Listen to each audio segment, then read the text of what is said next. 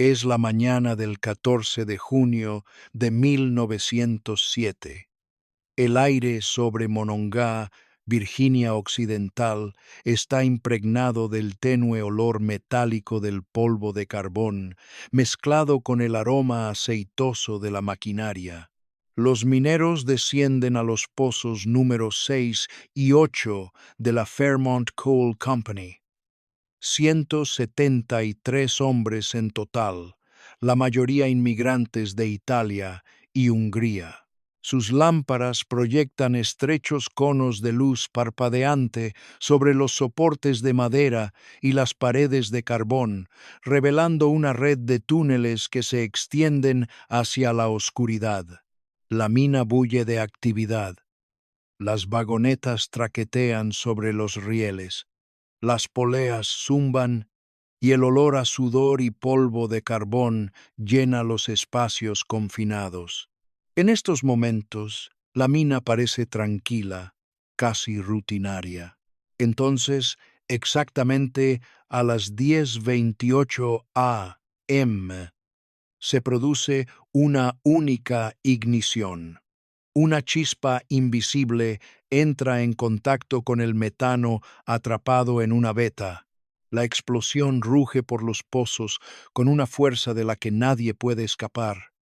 La presión del aire aumenta, empujando a los hombres contra las paredes y aplastando los soportes de madera. Las llamas lamen las paredes del túnel. El humo negro se arremolina y el chirrido metálico del acero al doblarse rompe el estruendo. Los mineros tropiezan a ciegas, tosiendo, con los ojos llorosos por el humo y el polvo. Las herramientas caen, los carros vuelcan y las lámparas se rompen, dejando a algunos en la oscuridad total. Las vibraciones sacuden el suelo, las casas cercanas a la mina tiemblan mientras la fuerza asciende. Cada segundo es una batalla contra el calor, el aire asfixiante y los escombros. No hay tiempo para reaccionar. No hay vía de escape. Afuera, los habitantes del pueblo observan una columna de humo que se eleva desde los pozos, ajenos a la magnitud de lo que ocurre bajo sus pies. Los padres abrazan a sus hijos, los vecinos intercambian miradas atónitas y un silencio inquietante sigue a la explosión inicial. El saldo de muertos es inmediato y absoluto. 173 hombres, padres y hermanos que jamás regresarán a casa. La mina, otrora lugar de trabajo y sustento, se convierte en una tumba, sus túneles transformados en corredores de fuego, escombros y pérdida irreparable. El zumbido mecánico, otrora sonido de productividad, es reemplazado por el silencio y la devastación. Esta es la historia de una ambición descontrolada, de advertencias ignoradas y de vidas extinguidas en las profundidades. Para 1907, el carbón impulsaba la economía estadounidense, alimentaba las acerías, calentaba los hogares y alimentaba los ferrocarriles que se extendían por todo el continente. En Virginia Occidental, la región de Monongah albergaba algunos de los yacimientos de carbón bituminoso más ricos que abastecían fábricas y hornos desde Pittsburgh hasta Filadelfia. La Fairmont Coal Company y las empresas vecinas lo extraían sin descanso, empleando a hombres que descendían a los pozos durante turnos de 12 horas, ganando apenas lo suficiente para mantener a familias que a menudo vivían a poca distancia de las entradas de las minas. A nivel nacional, la demanda de carbón crecía de forma constante, con un aumento anual del 15%, a medida que se aceleraba la expansión industrial. La presión para extraer más y más rápido era implacable. Los mineros trabajan en pasillos estrechos, con el cuerpo cubierto de polvo y los pulmones impregnados del residuo invisible de un recurso que alimenta a una nación, pero que lentamente destruye a quienes lo tocan. Cada turno se mide en toneladas de carbón extraídas y cada día se debate entre las cuotas de producción y la amenaza constante de la ignición del metano o el polvo. Los trabajadores inmigrantes italianos, húngaros, eslovacos son quienes soportan la mayor carga. Las barreras lingüísticas dificultan la comprensión de las advertencias. Los boletines de seguridad, cuando se emiten, a menudo se ignoran o se traducen de forma incompleta. Las familias aceptan el peligro como inevitable, ya que abandonar la industria significa renunciar al sustento, al techo y a la identidad social. Entre los ingenieros existe un conocimiento técnico generalizado de los riesgos. Se sabe que el gas metano se acumula en vetas mal ventiladas, que el polvo de carbón puede incendiarse con la mínima provocación y que las estructuras de madera envejecen bajo una tensión constante. Sin embargo, la cultura del lucro prevalece. Los sistemas de ventilación son mínimos. Las líneas eléctricas discurren por pasillos cargados de polvo y las inspecciones se ven limitadas por el tiempo y el coste. Cualquier retraso en la extracción amenaza los contratos y los salarios. La producción y el beneficio priman sobre la implementación rigurosa de medidas de seguridad. La paradoja es evidente. Cuanto más vital se vuelve el carbón, más letal es su extracción. Diariamente, los hombres descienden a pozos que parecen laberintos de madera, metal y polvo de carbón. Su trabajo construye la nación, pero cada jornada conlleva el riesgo de una muerte súbita. La necesidad económica los obliga a trabajar en espacios diseñados para la productividad, no para la protección. La riqueza de la mina se mide en producción, pero su costo es humano. Las minas de Monongah se extienden profundamente bajo tierra, un laberinto de pasillos de madera y vías estrechas que serpentean entre vetas de carbón como oscuras arterias. Los pozos Entredo 6 y Entredo 8 descienden más de 500 pies, ramificándose lateralmente en túneles que a veces se extienden por kilómetros. Los mineros entran en las jaulas, sus lámparas proyectan una luz tenue sobre el polvo de carbón que cubre cada superficie. El aire está impregnado del olor a piedra, sudor y un ligero aroma a aceite de la maquinaria. Cada crujido de la madera y cada traqueteo de los carros resuena en los túneles, amplificándose en el espacio confinado hasta convertirse en una vibración constante bajo los pies. Los cables eléctricos discurren a lo largo de las vigas, alimentando los polipastos y las lámparas, mientras que las poleas giran, transportando el carbón por las vías hasta la superficie. Bolsas de metano se ocultan en las grietas, inodoras e invisibles, pero listas para incendiarse. El polvo de carbón se adhiere a las paredes, la ropa y los pulmones, creando un ambiente volátil donde la más mínima chispa puede estallar con una fuerza letal. Los soportes de madera que impiden el derrumbe de los túneles se resecan con el tiempo, y su integridad depende de un mantenimiento constante que a menudo se retrasa por las exigencias de la producción. Existen sistemas de ventilación, pero son mínimos. Dirigen el flujo de aire de forma desigual y dejan bolsas de gas estancado e inflamable. Los hombres trabajan a diario en este entorno, acostumbrados a temblores sutiles, al silbido del gas y a crujidos leves que indican la tensión en la madera y la roca. Las jornadas de 12 horas los agotan. La fatiga les embota los sentidos, dificultando aún más la detección del peligro. Lámparas de carburo iluminan el camino, pero las sombras ocultan haces débiles, grietas y pequeñas acumulaciones de gas. Desde arriba la mina parece ordenada: pilas de carbón, entradas bulliciosas, chimeneas. Abajo, los túneles esconden una combinación letal de fuego, gas e inestabilidad. La calma de la maquinaria y el ritmo de trabajo enmascaran una tensión latente. Cada turno es una lucha contra fuerzas que escapan al control humano: polvo inflamable, bolsas de metano y madera que ya no soporta peso.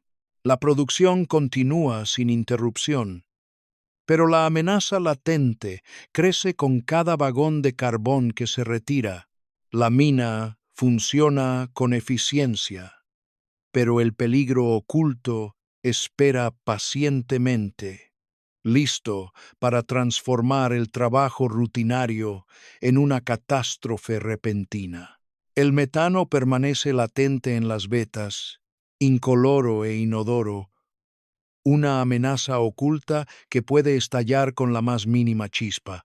El polvo de carbón cubre todas las superficies, un fino polvo gris que acecha a lo largo de rieles, vigas e incluso la ropa.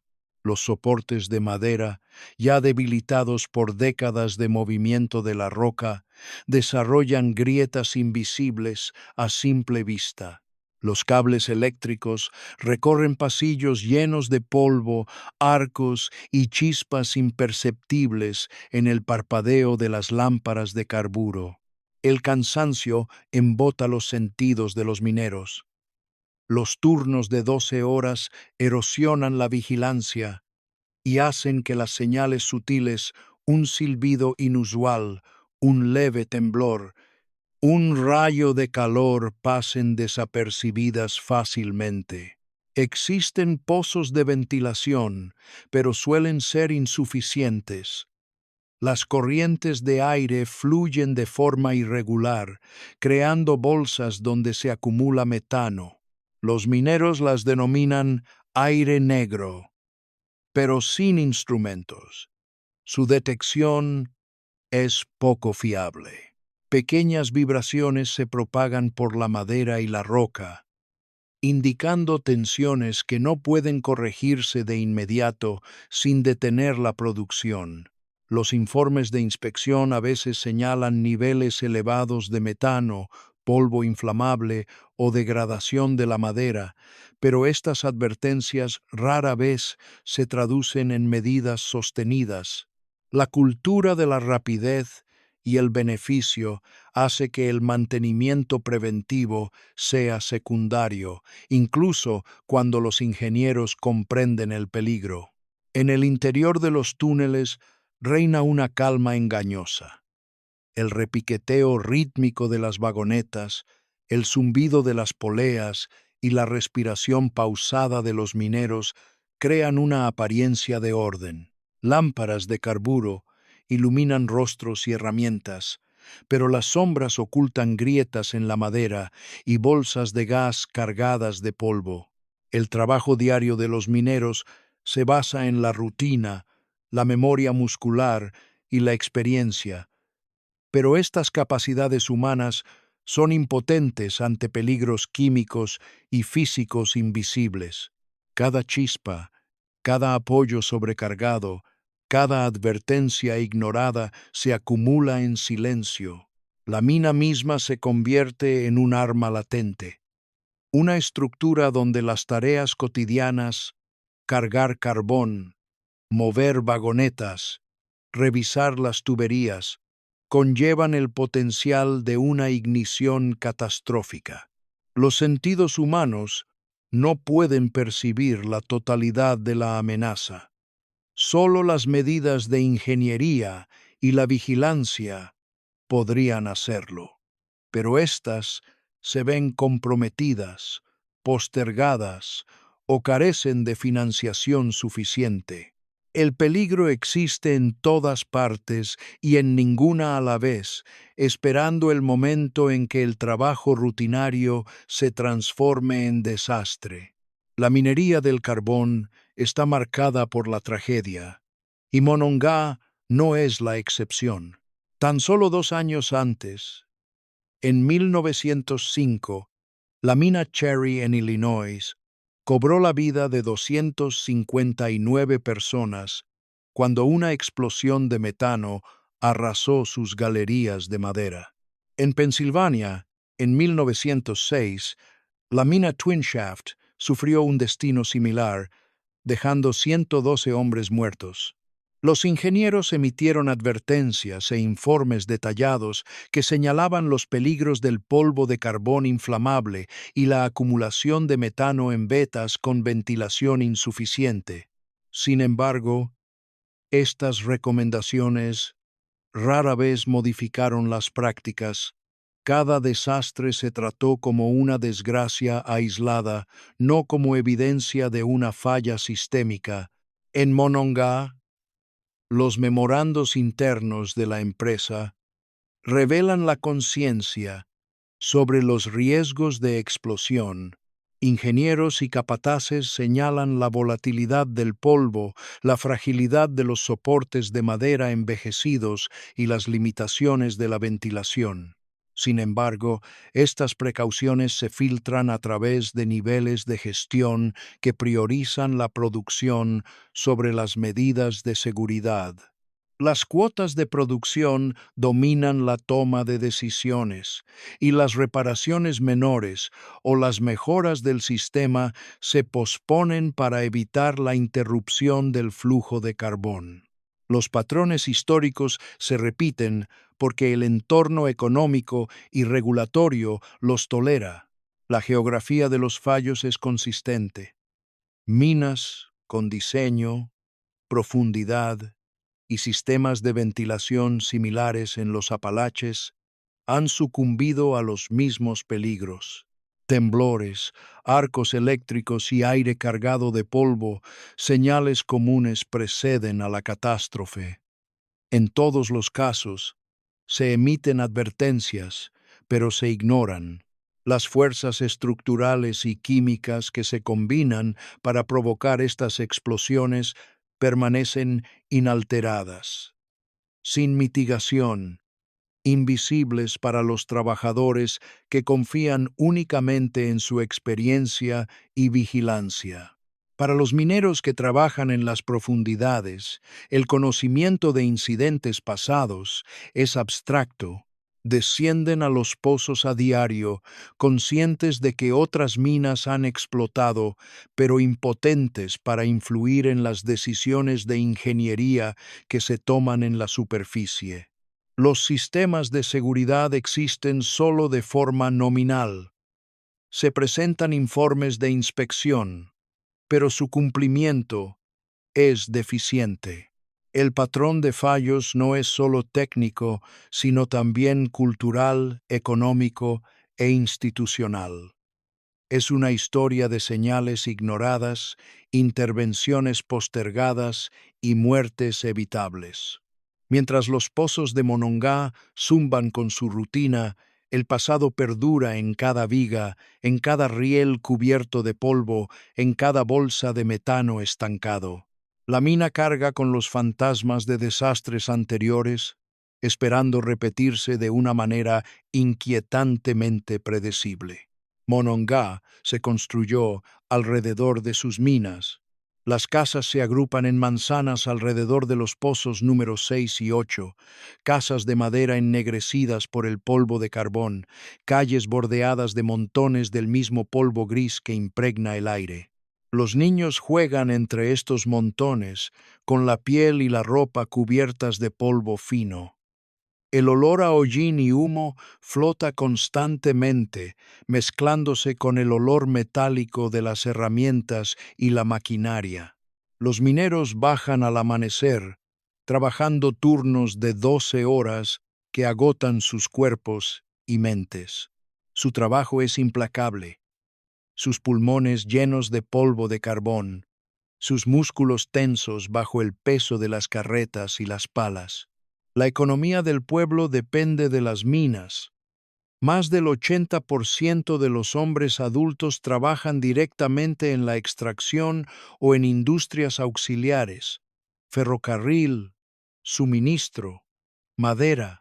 Las familias sobreviven únicamente porque la mina les proporciona salario, vivienda y cohesión social. Cualquier ausencia laboral amenaza su sustento. Incluso las mejoras de seguridad más pequeñas se posponen o se ignoran porque la producción no puede detenerse. La empresa impone esta situación tanto por necesidad como por sutil coacción. Los residentes comprenden que el peligro es constante, pero la rutina diaria lo normaliza. Sale humo de las chimeneas. Los niños regresan a casa con las manos ennegrecidas y las esposas cocinan mientras los pozos mineros zumban de fondo. El polvo de carbón se introduce en los hogares a través de la ropa y el cabello, exponiendo a las familias a riesgos respiratorios y problemas de salud a largo plazo. Cada vibración de la tierra, cada leve temblor. Recuerda que el trabajo subterráneo es inseparable de la superficie. Las consecuencias son inmediatas. Una chispa bajo tierra puede alcanzar la superficie en segundos, poniendo en peligro no solo la mina, sino también a toda la comunidad. Sin embargo, la dependencia económica deja a las familias indefensas, atadas a estructuras que ponen en riesgo sus vidas y su salud. En Monongah, la mina es a la vez fuente de vida y amenaza. La vida cotidiana, desde la escuela hasta la iglesia, transcurre bajo la sombra del peligro industrial. Los hombres trabajan para sobrevivir. Las familias soportan la exposición a la intemperie y el pueblo, en su conjunto, asume un riesgo que no es ni opcional ni abstracto. El entorno está impregnado de un peligro latente. Listo para estallar. La mina se sacude a las 10:28 de la mañana del 14 de junio de 1907. Una sola chispa, probablemente proveniente de equipos eléctricos o de la fricción en las vías, alcanza una bolsa de metano en las profundidades del pozo número 6. La ignición es instantánea. Un estruendo resuena en los túneles, una onda expansiva que aplasta la madera, retuerce el metal y descarrila los vagones de carbón. El aire se convierte en fuego y ceniza, denso e irrespirable, con un calor abrasador que quema la piel y los pulmones. La vibración sacude el suelo, haciendo vibrar las casas y esparciendo polvo sobre el pueblo. Todos los elementos estructurales se derrumban, los soportes colapsan, los techos se derrumban y los pozos se convierten en canales de destrucción. Los hombres se apresuran, pero no hay escapatoria. La explosión viaja más rápido de lo que los reflejos humanos pueden responder. Las vigas de madera se quiebran como ramitas bajo la presión repentina, los carros cargados de carbón se convierten en proyectiles mortales, y el humo acreciega y asfixia a quienes intentan huir. Las lámparas de carburo se hacen añicos, sumiendo a los hombres en la oscuridad. El sonido es implacable, un gemido metálico amplificado por las paredes del túnel. La presión del aire aumenta y disminuye intermitentemente, comprimiendo a los mineros contra las paredes y aplastando las estructuras frágiles. La sobrepresión empuja las llamas y los gases tóxicos hacia los túneles laterales, extendiendo la devastación por cada corredor accesible. La física es implacable. Los gases sobrecalentados se expanden rápidamente, incendiando el polvo de carbón en todos los pozos interconectados.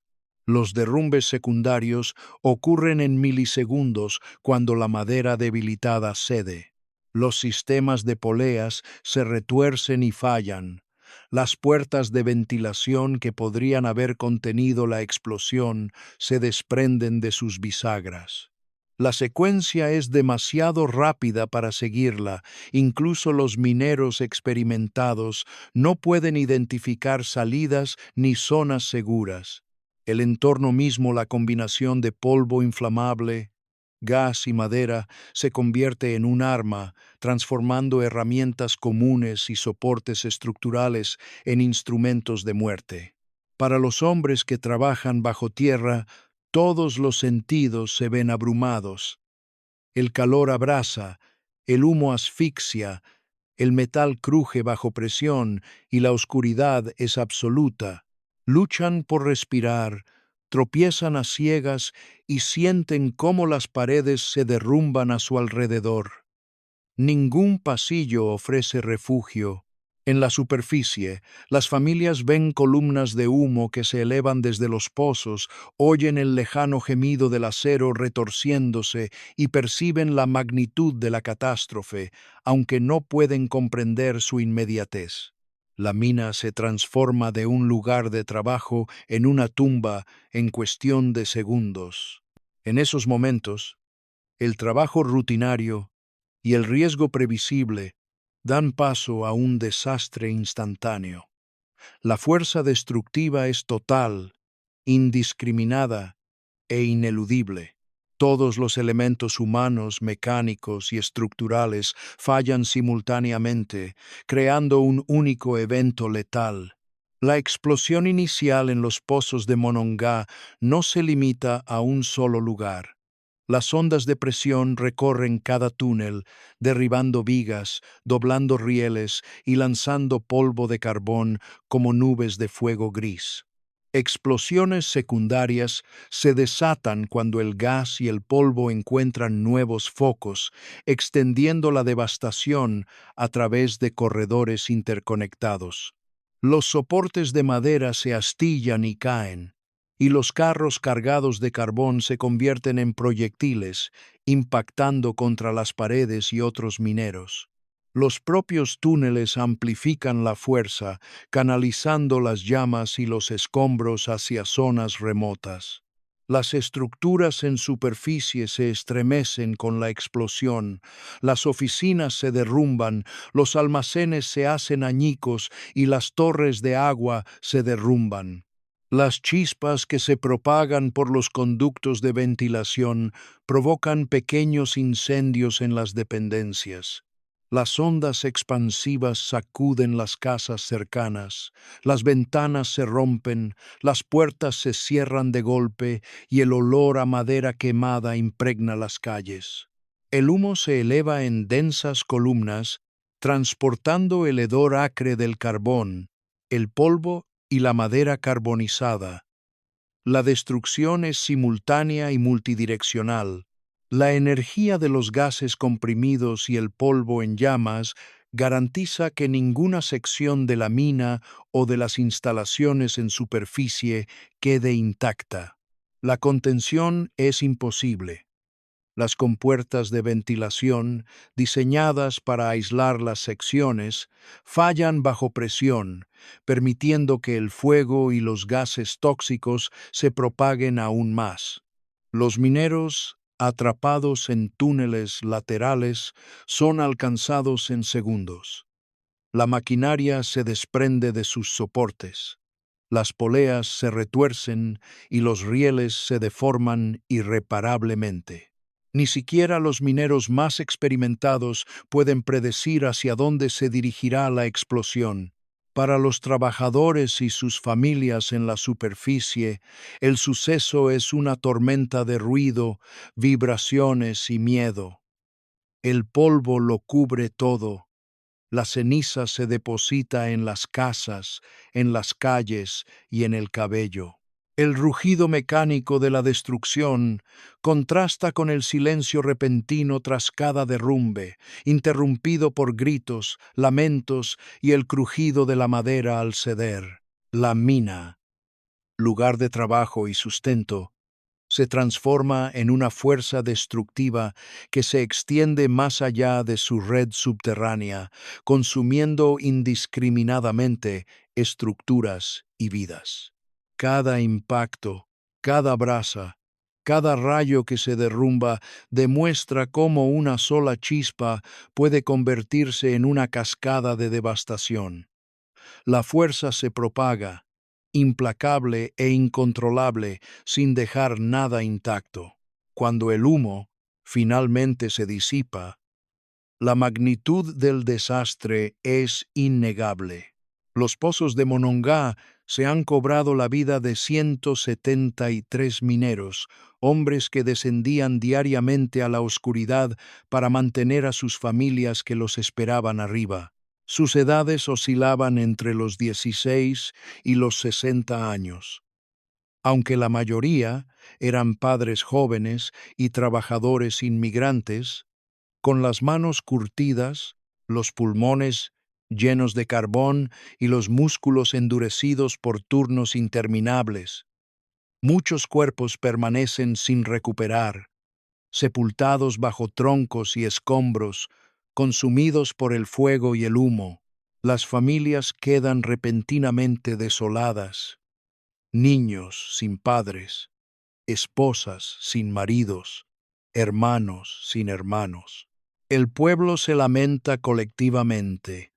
Un silencioso río de dolor fluye por calles cubiertas de ceniza y polvo. El aire transporta el olor metálico de la madera carbonizada, mezclado con el persistente aroma a carbón. Los funerales se suceden en solemnes procesiones. Carrozas fúnebres cubiertas de luto recorren calles flanqueadas por vecinos incapaces de comprender la magnitud de la pérdida. La devastación económica es inmediata y palpable. Los comercios cierran, las escuelas pierden profesores y alumnos, y los servicios locales se resienten bajo el peso del dolor y la repentina desaparición de quienes sustentaban a sus familias. Los datos demográficos revelan la vulnerabilidad de la mano de obra inmigrante. Quienes construyeron las reservas de carbón del país soportan el mayor costo de la extracción. Las fallas técnicas de la mina, advertencias ignoradas, ventilación inadecuada, madera inflamable y acumulación de polvo se combinaron con la vulnerabilidad humana, creando una catástrofe que podría haberse evitado.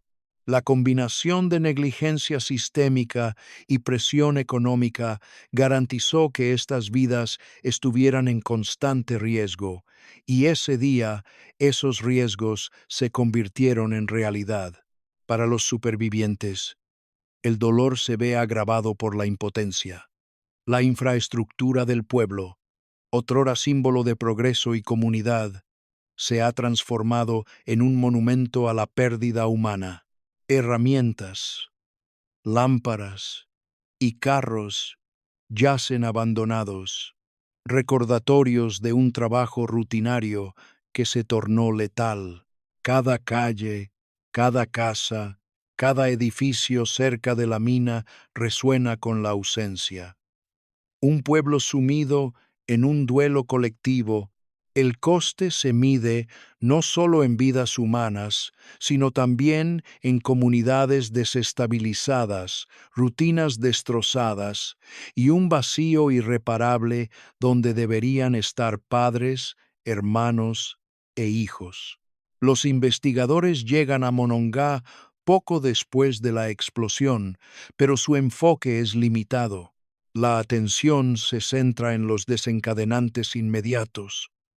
Una chispa, una bolsa de metano o una línea eléctrica sobrecargada. Los informes detallan la secuencia de ignición, la propagación del fuego a través del polvo de carbón y el colapso de los soportes de madera. Predominan las explicaciones técnicas, pero éstas ocultan las fallas sistémicas más profundas que permitieron que ocurriera el desastre. La ventilación sigue siendo inadecuada, las inspecciones eran poco frecuentes y las advertencias de los ingenieros sobre el polvo inflamable y las bolsas de gas fueron ignoradas en gran medida. La investigación presenta la catástrofe como una falla técnica aislada en lugar de una consecuencia previsible de la negligencia. Los ingenieros de la empresa presentan informes que eximen a la gerencia de responsabilidad. Se citan registros de mantenimiento incompletos y retrasados para demostrar el cumplimiento de las normas mínimas de seguridad. Los organismos reguladores, limitados en número y autoridad, corroboran estas conclusiones. Se hace hincapié en el error del operador y se tratan las fallas mecánicas menores como causas fundamentales. El contexto más amplio, la presión implacable de las cuotas de producción, la supervisión con personal insuficiente y el diseño estructural que concentra los riesgos se ignora en gran medida. La narrativa se vuelve técnica y distante, transformando las pérdidas humanas en datos abstractos y diagramas de ingeniería. Mientras tanto, la mina se repara y se reabre en cuestión de meses. La producción se reanuda como si el desastre no hubiera ocurrido, utilizando los mismos pozos, la misma madera y los mismos sistemas eléctricos. Los trabajadores, conscientes de los riesgos, regresan al subsuelo, sabiendo que los peligros subyacentes permanecen inalterados. Las mejoras en seguridad son superficiales. Se reemplaza una puerta de ventilación aquí, se añade un refuerzo de madera allá, pero no existe una estrategia integral que aborde la acumulación de polvo inflamable o bolsas de gas. Las familias y la comunidad perciben los límites de la rendición de cuentas. Ningún ejecutivo enfrenta consecuencias significativas. No se implementan reformas sistémicas. El ciclo de riesgo, dolor y señales de advertencia ignoradas continúa, dejando vidas perpetuamente expuestas a peligros evitables. La tragedia se cataloga, se cuantifica y se informa, pero las condiciones que la originaron perduran. La mina, reconstruida y en funcionamiento, espera silenciosamente bajo el pueblo, un recordatorio de que las explicaciones técnicas por sí solas no pueden proteger vidas cuando prevalece la negligencia sistémica. A pesar de las repetidas catástrofes, minas como Monongá siguen operando en condiciones que hacen que el desastre sea prácticamente inevitable. El beneficio prima sobre la seguridad. Detener la producción para reparar la ventilación, reemplazar la madera o eliminar el polvo de carbón es costoso. Continuar la extracción es mucho más barato. Los ingenieros emiten advertencias, pero la gerencia las considera interrupciones costosas en lugar de intervenciones que salvan vidas. La supervisión regulatoria es mínima. Los inspectores estatales son pocos, están sobrecargados de trabajo y a menudo dependen de los informes de la empresa. El propio sistema incentiva el riesgo, creando un entorno en el que la prevención de accidentes mortales es secundaria a la producción. Las presiones económicas dominan la cultura subterránea. Los mineros, conscientes de los peligros, descienden a los pozos a diario porque los salarios sustentan a sus familias y la estabilidad de la comunidad. Para muchos no hay alternativa. Negarse a trabajar significa desempleo, desahucio y hambre. Las medidas de seguridad existen en gran medida solo en el papel. Las inspecciones son superficiales y su cumplimiento es inconsistente. La maquinaria de producción, rieles, poleas, madera y ventilación permanece inalterada tras cada desastre, con las mismas vulnerabilidades que ya se han cobrado vidas. Las actitudes culturales refuerzan la aceptación del riesgo. Los accidentes se consideran parte del negocio, un costo previsible del trabajo industrial. Los trabajadores reciben capacitación para acatar las normas y soportarlas, no para intervenir en las decisiones de ingeniería o administrativas que determinan su seguridad. Los informes citan errores del operador o fallas de componentes, pero la causa subyacente es estructural: negligencia impulsada por el afán de lucro y fallas sistémicas. El patrón es claro: metano explosivo, polvo de carbón inflamable, madera vieja y ventilación inadecuada convergen en condiciones predecibles. Cuando ocurren incidentes, se documentan, se analizan superficialmente y luego se ignoran. Cada desastre se convierte en un precedente que nunca se aborda, una advertencia desatendida. Para los hombres que descienden a estos pozos, el conocimiento de explosiones anteriores resulta inútil. Su trabajo es esencial, pero los expone a condiciones que podrían y eventualmente lo harán repetir el horror. ¿Cuántas advertencias más deben ignorarse antes de que se implemente una reforma sistémica efectiva?